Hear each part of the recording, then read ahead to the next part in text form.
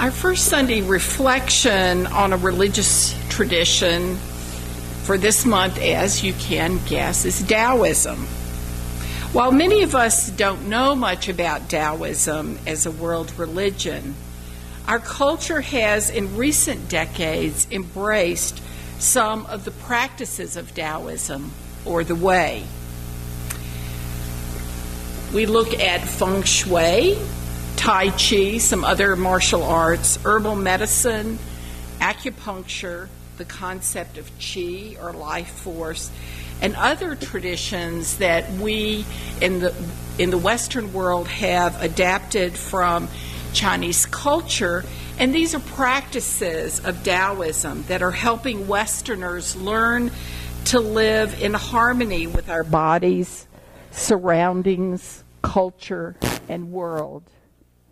The symbol most closely related with Taoism is the yin-yang symbol, which affirms the non-duality of the world. The symbol shows the complementary, interwoven nature of the individual and the communal, in which one seeks to release striving and to find inner harmony and balance. Taoism is based on a philosophical and political text purportedly written by Lao Tzu sometime in the 3rd or 4th century before the Common Era. The Tao Te Ching, the primary sacred text of Taoism, focuses on the Tao as the way or path. The Tao Te Ching speaks of the Tao as the guide for an appropriate way to behave and to lead others, and it also offers the Tao as something that existed before heaven and earth, as a primal and chaotic matrix from which all forms emerged. Taoism really wasn't structured as a religion until the early 2nd century of the Common Era, when the way of the Celestial Masters sect was founded in 142 of the Common Era. Taoism grew out of various religious and philosophical traditions in ancient China, including shamanism and nature religion. Yet believers profess that Taoism really has no founder and no founding date. In that sense, it's very similar to what we see in the Hebrew scriptures about the forming of the world, and also in Sufism, that before anything was, there was the Tao, or there was a primordial spark. It's believed that the Tao existed since the beginning and really is beyond our ability to conceptualize. So here is a quote from the Tao Te Ching that talks about this. The Tao can be told is not the Tao that can be told is not the eternal Tao. The name that can be named is not the eternal name. The nameless is the origin of heaven and earth. The named is the mother of all things. There was something undifferentiated and yet complete which existed before heaven and earth. Soundless and formless, it depends on nothing and does not change. It operates everywhere and is free from danger. It may be considered the mother of the universe. I do not know its name. I call it Tao. All things in the world come from being, and being comes from non-being. Taoism blends together, weaves together the Taoist philosophy of individual harmony with the communal ethics of Confucianism. One is called to balance one's individual search for inner peace and understanding so that one can be in harmony with which then radiates out into one's relationships with others for the welfare of the whole society. So it's a very non-Western approach that our inner work really helps transform society. Over the centuries, as religious beliefs traveled across Asia, then Buddhist beliefs have been woven into the practices and beliefs of Taoists. In some of my research, I read something like, for the Chinese, their personal way of relating comes from Taoism. Their parades and institutional relationships with the government come from Confucianism, and when they want to die, they want to be Buddhist. So somehow all three of those religions are woven together.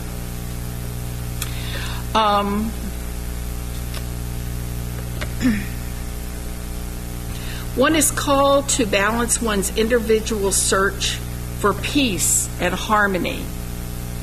During the Chinese Revolution, Cultural Revolution, the practice of Taoism was really oppressed, but by the end of the Cultural Revolution, it flourished again. During those years were really when a lot of aspects of Taoism were brought to the West.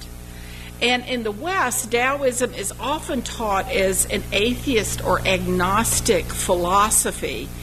But in China and Taiwan particularly, Taoism functions as other conventional religions and is not an abstract philosophy of life. Taoism has temples, monasteries, and priests, rituals and ceremonies, and a host of gods and goddesses, though there is no one belief in a supreme God as you find in the Abrahamic faiths. Yet the Taoist emphasis on following the Tao or the way means that one is to focus on connecting not just to a personified deity, but to the eternal cosmic force. So the focus on personal health is essential. Here you get Tai Chi, a focus on life force. It means that we need to connect our personal chi to that which is universal. That's vital because we need that universal energy that flows through all things within us and flowing freely. And this enables human beings to survive and flourish, and it links the individual person to the universe as a whole. So Taoist practice seeks to develop the body back toward the level of primordial energies before the world began, to the state at the beginning of creation. The body then no longer is merely a means of living harmoniously in the world. Our individual bodies become a universe in and of itself, because Taoism doesn't make a rigid distinction between body and spirit. Physical activities such as yoga, meditation, and martial arts are then important aspects of spiritual growth and the foundation for a long life. Taoist ethics are concerned less with doing good acts than becoming a good person who lives in harmony with all things and people. And yet Taoist ethics are inseparable from Taoist spirituality. Both contain the same ideas in which a person who follows the way seeks to fit with the natural order of things, to sort of flow with how the natural order and energy is flowing in the universe, in our family, in our community. So followers of Taoism believe good behavior is an essential part not only of self-improvement, but of improving the world as a whole. this from the Tao. Cultivate the Tao within oneself, and one's virtue will be perfected. Cultivate it within the household, and one's virtue will be abundant. Cultivate it within the neighborhood, and one's virtue will be enduring. Cultivate it within the nature, and one's virtue will be overflowing. Cultivate it within the entire world, and one's virtue will be universal. As we explore different religious belief systems, there emerge some universal threads of thought, and I imagine that some of these quotes may have sort of resonated with some of us. And it's interesting, particularly with Taoism, that over the last few years I've talked to several Unitarian Universalists from different congregations who consider themselves UU Taoists. So I found it very interesting to find a book a few months ago, and I just gave it to Meg this morning since she's teaching a course on the Tao of Pooh. The book I found was the Tao of Emerson. And the book is very interesting because it goes through and lays out a quote from the Tao Te Ching and a quote from Emerson side by side. The author's premise is that though Ralph Waldo Emerson died just a few years before the Tao was translated into English, there are many philosophical similarities between Emerson's writing and the Tao Te Ching. Now, even though the Tao was not translated into English, we also need to be mindful that during Emerson's lifetime, there were philosophical leaders from India who came to this country who were influenced by Emerson and Channing and Theodore Parker. So there really was much more interaction between the different world religions than we assume would have taken place during Emerson's lifetime. So in fact, Emerson wrote, "All philosophy of East and West has the same centripetence." And I'm not sure I'm pronouncing that word right. And this came from Emerson's essay on Plato. Richard Grossman, author of the Tao of Emerson, writes, "Centripetence refers to the tendency of energy to move or progress toward the center, to the essence of things." As Emerson later wrote, "The hero is he who is immovably centered, and as Lao Tzu put it, your inner being guard and keep it freed." Both men standing for what Emerson would later call the infinitude of the human soul.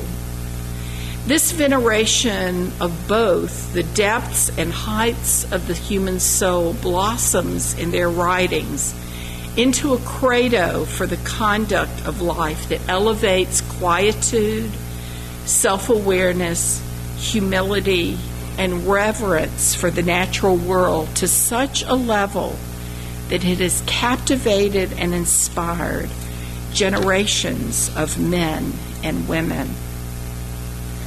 Like Lao Tzu and Emerson and countless others over the centuries, one of our tasks as human beings is to find the ways in which we can live in harmony with ourselves and the world. There are times when it's more challenging to try to live in harmony with ourselves than maybe with other people. So this beginning of the year is certainly a time for reflection for what does it mean to find harmony and peace. Do we want to continue to live with some of the stresses in our lives that come about because of the choices that we've made? So how do we live in harmony with ourselves and the world? How we engage with the world reflects the inner spaces that we've created that offer us harmony and peace. One of the Taoist readings that I think we shared a few weeks ago, but I think we need to come back to over and over again is, how do we want to live our lives? And the Tao says this, and I'm sure many of you remember it. If there is to be peace in the world, there must be peace in the nations. If there is to be peace in the nations, there must be peace in the cities. If there is to be peace in the cities, there must be peace between neighbors. If there is to be peace between neighbors, there must be peace in the home. If there is to be peace in the home, there must be peace in the heart. That's a profound reading from an ancient text that speaks very loudly to our hopes and concerns about our world, our relationships with others within our community,